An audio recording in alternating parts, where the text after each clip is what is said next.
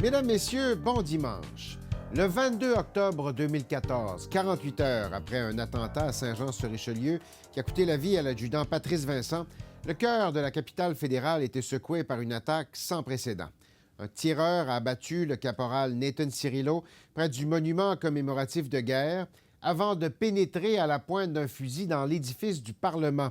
Bilan de sa cavale meurtrière, 1 mort, 3 blessés, avant d'être abattu par les services de sécurité en plein milieu de l'édifice du centre. Un moment marquant, une prise de conscience surtout que le Canada n'était pas à l'abri de ce genre d'attaque terroriste. Nous avons rencontré des gens qui sont devenus, bien malgré eux et à leur façon, ce jour-là, des acteurs de ces événements.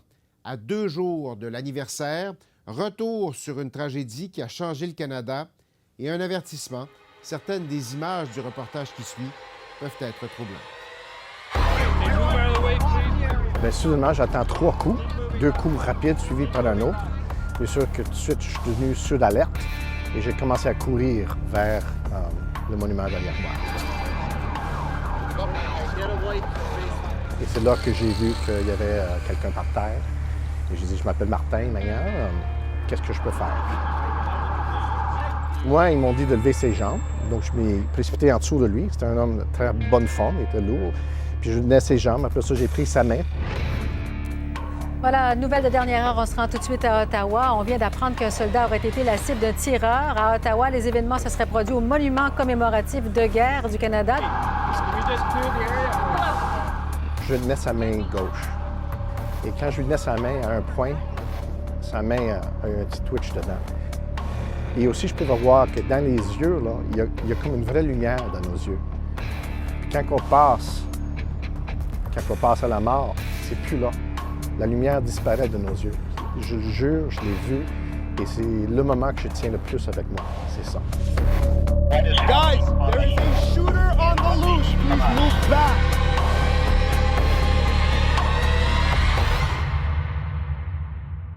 Bien, tout est normal. Tellement normal qu'on a eu le temps de jaser un petit peu. Il y avait des touristes qui étaient dans l'entrée du hall d'honneur. Jase un petit peu avec les touristes. C'est une journée normale. C'est une journée de caucus. Donc, moi, je suis affecté à la chambre où le caucus conservateur se tenait. Et juste avant l'événement, j'étais en pause, une demi-heure. J'étais sur le point de monter. J'ai vu quelqu'un courir vers Parliament Hill avec un fusil dans les airs. C'était un long fusil comme une carabine. Bien, au début du caucus, le premier ministre s'adresse à nous. Alors, il est en avant, il nous s'adresse la parole. Moi, je suis à l'édifice Langevin, qui est le cabinet du premier ministre, qui n'est pas au Parlement, qui est en face du Parlement. On commence à entendre des bruits dehors, on voit des voitures de police, des nombreuses voitures de police passer. Et rapidement, l'alarme à l'édifice Langevin sonne. C'est vraiment un événement extraordinaire quand cette alarme-là sonne. J'ai vu cette voiture-là arriver.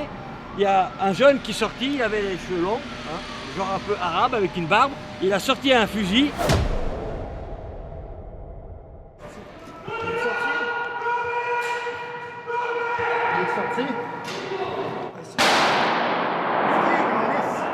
Et là, c'est l'odeur de poudre à canon qu'on a commencé à sentir. Puis on s'est rendu compte que c'était vraiment ça.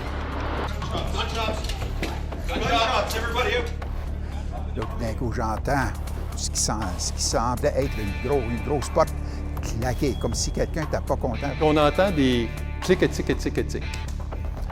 Monsieur Harper lève la tête. On dit ça doit être des 2 par 4 qui ont tombé. Il y a beaucoup de travaux sur la colline à ce moment-là. Mais pas longtemps après, j'ai entendu 2 autres coups. Et c'est là que je savais, je reconnaissais les coups de pistolet. Et c'est là que je dis, c'est aujourd'hui que ça se passe.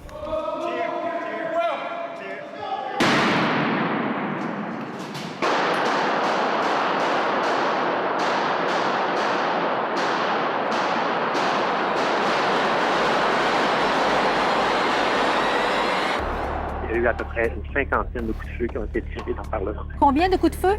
Une 50aine. On ne sait pas s'il y a un tireur, plusieurs tireurs. C'est très, très nébuleux.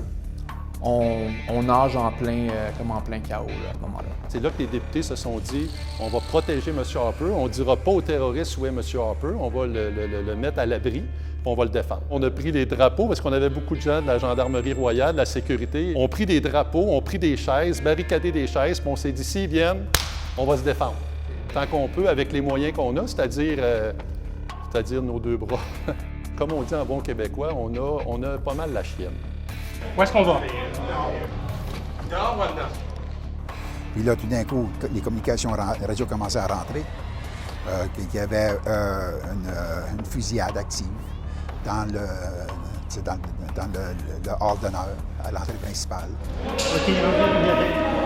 Le tireur a passé quasiment sur nos pieds. Ensuite, il s'est dirigé vers la bibliothèque. Moi et Martin Blais, qui était avec moi pour le tournage, on s'est réfugiés dans une fenêtre. Il y avait des espèces d'alcôves dans le hall d'honneur. Et là, c'était une volée d'une dizaine de balles qui ont été tirées et qui étaient tirées en notre direction. À ce moment-là, moi, j'étais déjà dans une... Même si je tournais, j'étais déjà dans une situation où je me disais, c'est ici que ça se termine. C'est ici qu'on va mourir, dans le fond. Dans l'édifice du centre, vous avez à gauche le gouvernement du Canada au complet et à droite, vous avez l'opposition officielle. Si ce tireur-là avait été informé de l'architecture de la place, j'ai même pas les mots pour décrire le genre de dommages qu'il aurait peut-être pu causer ce jour-là. Comme il a vu la belle porte de la bibliothèque, il s'est dit c'est là que ça se passe. Fait qu'il est passé tout droit. Je dirais Dieu merci parce que sinon, le premier ministre était une cible très facile. Il était au centre de la pièce. Tu ouvres les portes, le premier ministre est là, puis nous, on est tous là. Fait que finalement, on est bien chanceux. M. Harper a été extirpé par ses agents de sécurité peu de temps après. Il a été amené au 24 Sussex.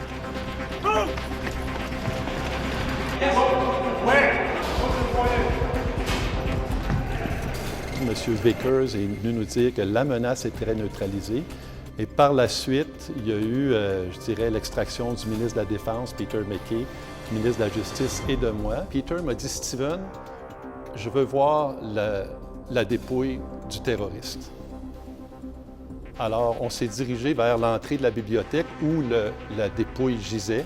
Fait que j'ai vu, j'avais aucun doute dans mon esprit de ce qui s'était passé, de ce qui s'est passé cette journée-là. On nous a fait passer par en bas, dans une salle de comité. Et là, c'était tout mélangé. Il y avait des touristes, il y avait des députés, il y avait des employés, il y avait des journalistes.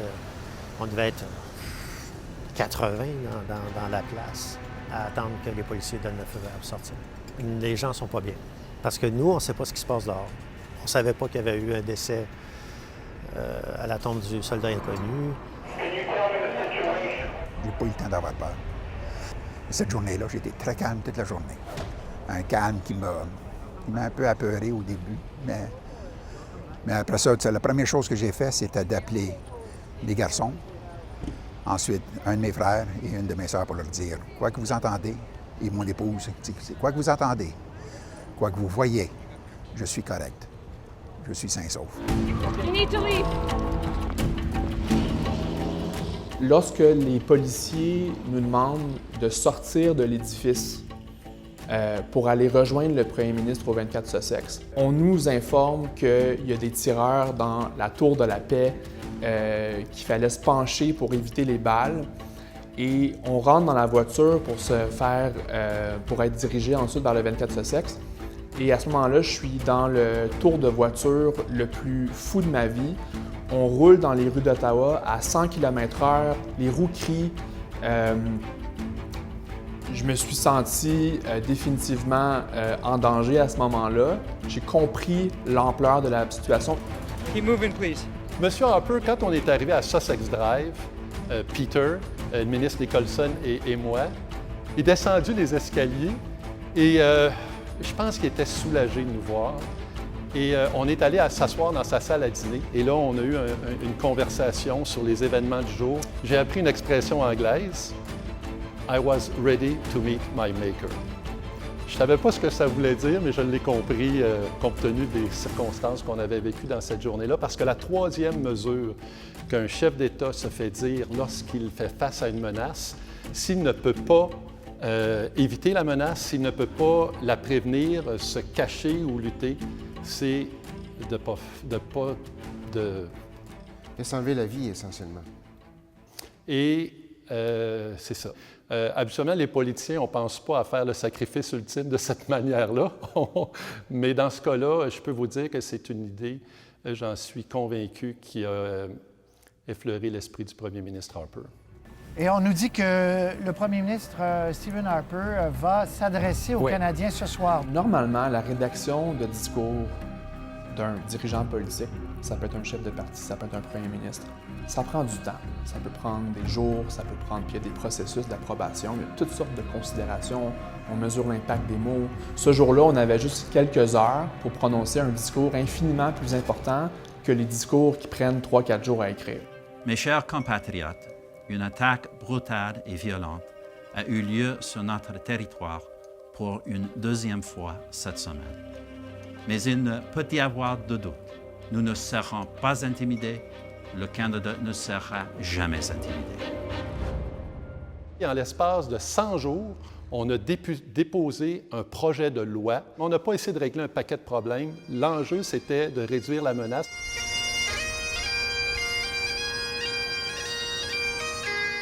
Je me sens bien ici, par exemple. C'est comme être un peu dans ma cour parce que je suis venu si souvent à ce lieu. Ça fait partie de mon vécu ici. Ce site, c'est spécial pour moi et c'est spécial pour ma famille aussi. Je pense qu'on s'est rendu compte que ce qui pouvait être fait ailleurs, ça peut se faire chez nous aussi, c'est-à-dire attaquer le Parlement. Je pense que ça a été un moment où on a compris qu'il existe des gens à travers le monde qui détestent la façon dont on vit, qui détestent la démocratie, qui détestent nos valeurs. Et on en a pris conscience ce jour-là. Et on doit s'adapter à ce genre de circonstances-là. Quand je pars le matin pour aller à quelque part avec la voiture, j'embrasse ma femme. Je lui dis que je l'aime. Parce que je ne sais pas ce qui va arriver dans 5 minutes. Je peux vous dire à la famille de Nathan Serio et la famille de l'adjudant Patrice Vincent que leur décès n'a pas été en vain et que leur sacrifice a fait en sorte qu'aujourd'hui, le Canada est toujours vulnérable, on peut toujours recevoir une attaque terroriste, mais on est mieux préparé.